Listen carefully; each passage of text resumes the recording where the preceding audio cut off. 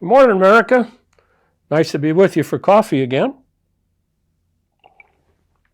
Hope you had a nice weekend, a nice week. My brother and I are still out west. I know I'm waiting until it warms up before I have to go back.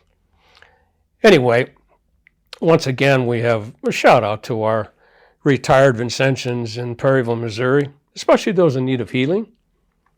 And then a special shout out to friends of the mission, people who have asked for our prayers. And please remember Brian and Clarence, and Leonard and Stan, and Louise, and Orstein and Pat and Carol. We're hoping God brings you healing soon. So anyway, we just finished a great mission in Arcadia, California, Holy Angels. Just wonderful to see so many people coming back. We had a great crowd for the mission. Well, my reflection is based on the gospel and the feast yesterday. You know, it was the Transfiguration, and it was always about Jesus wanted to let his disciples, his best friends, know everything's going to be okay. We're all going to the kingdom. And so he was transfigured before them, almost to give them a vision that it was all going to work out. But what I love, it keeps going through me, is that line, it is good for us to be here. And I think that's what I felt last week. It is good for us to be together at Eucharist. And I loved it for that. I mean, it was just that phrase lets me know, things are going to be okay. And then the gospel this morning remind me of how we're going to get to the kingdom. Jesus was very clear. Stop judging, you won't be judged. Stop condemning, you won't be condemned. Forgive, and you'll be forgiven. And I think that's so much at the heart of how we got to live. We got to be people who get away from judging and condemning, and also we got to be quick to forgive. Our whole Lenten time is to recall those things we got to fix. And I believe that forgiveness is at the heart of that, whether it's the need to forgive somebody else or the need to be forgiven. And all of that we can reflect upon during this season of Lent. So that's my reflection, though, is it centers around it is good for us to be here, for us to be happy about celebrating worship and celebrating Eucharist and be with other people who feel the same, and that sense of, oh man, and we heard that. We heard that at the mission. It's good for us to be here. We're glad you came back, Father. And so I hope you're able to say that. It's good to be in church. As we've been together, and my brother and I still have 2 more missions to do together before Easter, and another one besides that. So we are busy during Lent. And I'm glad, because it is good for us to be here. So he's here, so I'd like him to share a few of his reflections. Well, thanks for listening, and I'm glad to be here again and share some thoughts with you. As Bob mentioned yesterday, the Feast of the Transfiguration. Last week we had as a theme of our mission, as we mentioned to you, that without prayer, our voice is silent. And as we developed that during the week of mission, the one word that is really important is the word that the God the Father told 3 of Jesus' friends when they went up to the mountain with Jesus.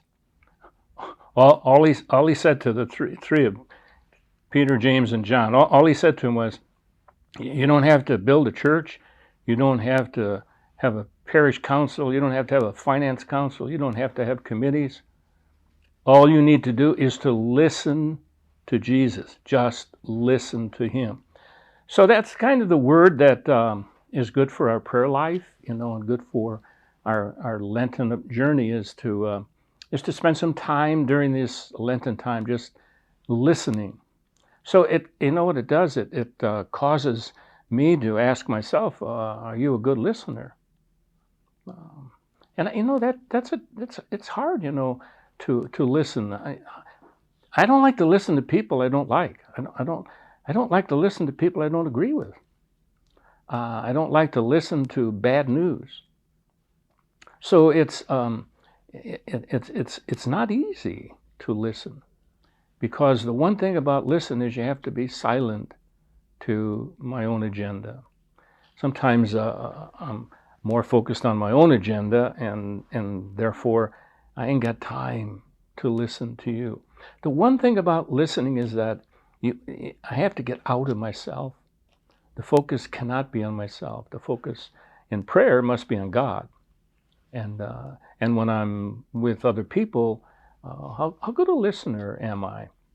A good test, a good test is when you're with somebody that talks too much, and you cannot wait till they stop talking. You and I are probably not listening too well. I always tell people, I may have told you this too, one a good test is I fly a lot. And when I fly, and how about you when you fly? Do you listen to the flight attendant when they give all the safety instructions? Now, you've heard them over and over. You heard about the yellow vest. You heard about the seat belt. You heard about the oxygen. You heard all that. You know where the exits are, and you know where the lights are, and the bathrooms are.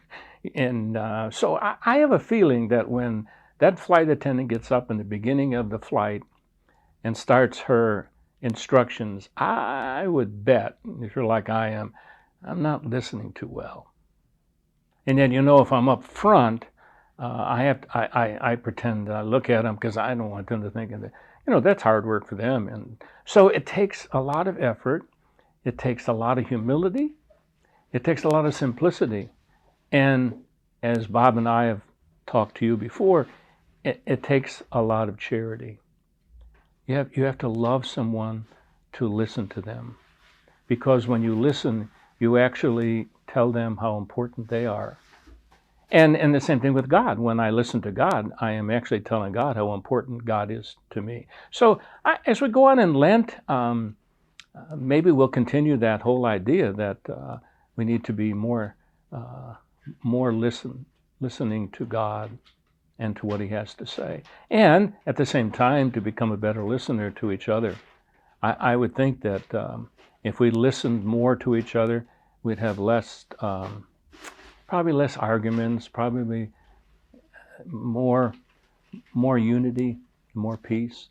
Anyway, I'm going to ask God now to listen to me and ask you to join me as I use our mission prayer, praying for miracles. So please join me. Divine Savior, transform me into yourself. May my hands be your hands, may my tongue be your tongue. Grant that every faculty of my body may serve only to glorify you. Above all, transform my soul and all its powers, that my memory, my will, and my affections may be the memory, the will, and the affections of you. I pray you to destroy in me all that is not of you. Grant that I may live but in you and by you and for you, and that I may truly say with St. Paul, I live now, not I, but Christ lives in me. Again, thanks for listening. Be on the guard for next week.